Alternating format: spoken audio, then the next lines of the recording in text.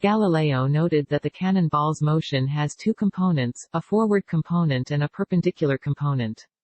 And, if there was no perpendicular component, say from friction or gravity, or both, then the cannonball's momentum would keep going. This suggested an inertia property to massive objects. This would perhaps be the first break in Aristotelian physics. Galileo's dialogue concerning the two chief world systems would be his write-up on all that is wrong with the Aristotelian physics.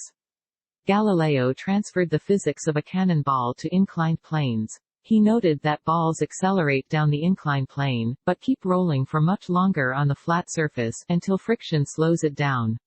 He would even show that the speeds of different inclined planes equal the same. The ball starting on a steeper starting plane would roll pretty fast, roll at the same rate on the flat surface, and then roll slower on a less steep inclined plane, but roll farther. Then, outside of friction, the ball would roll back the other way, and return to the starting position on the steeper inclined plane.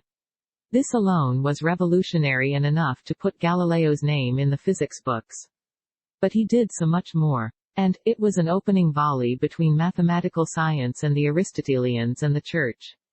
The Church said there was no vacuum, God fills everything, so, there can't be a vacuum.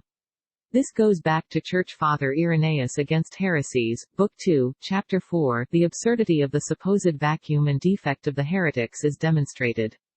Galileo created all kinds of scientific instruments, a thermometer, compasses, drew plans for a pendulum clock at least, and of course, repurposed the magnifying glass for astronomy. Galileo improved the resolution of magnifying glass lookers, which most people were using to spy on incoming ships. He turned it to the heavens, and got into more trouble with the Aristotelians.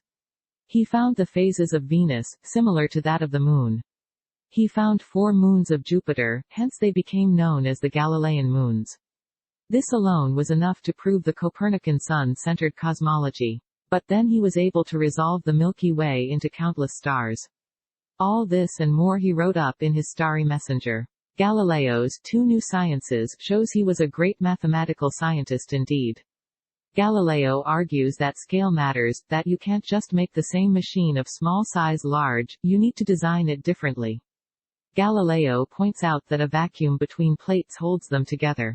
Most people give the invention of the vacuum pump to Otto von Guericke in 1650. Galileo shows that the odd and even numbers can be paired off with one another, hence, the 2 infinite sets must be equal.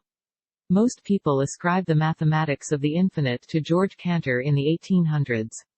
He derives the motion of light from difference between dust and liquid, he shows all kinds physics of fracture, he gives a deductive proof that 3 dimensions is all the dimensions there is. This along with his theory of tides shows he wasn't always right.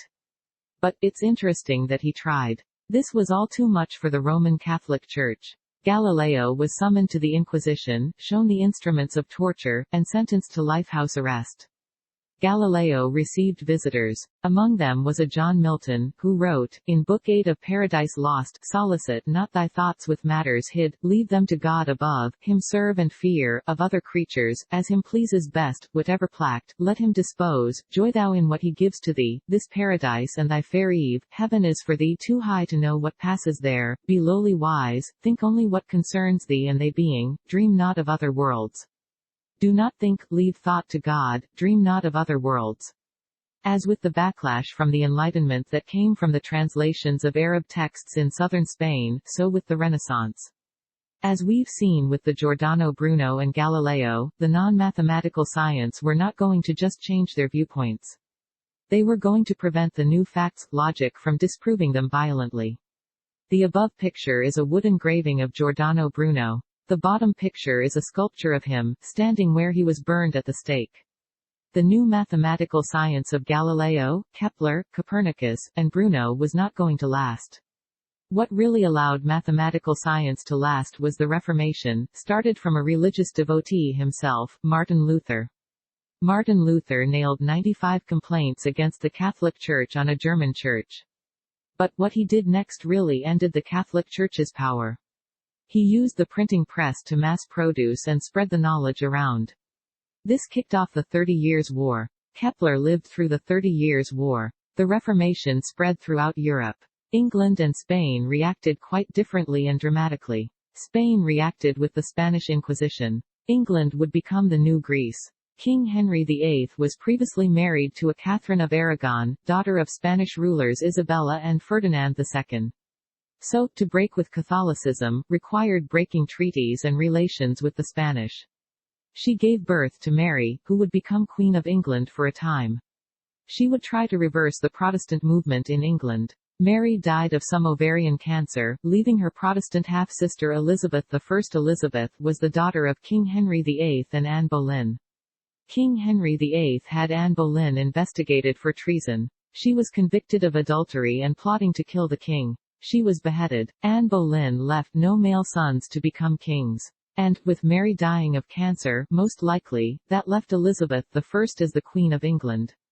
Elizabeth I was tolerant of all religions. But that didn't keep suspicious minds from trying to kill her. She survived numerous attempts at her life from Secret Service agent, Francis Walsingham.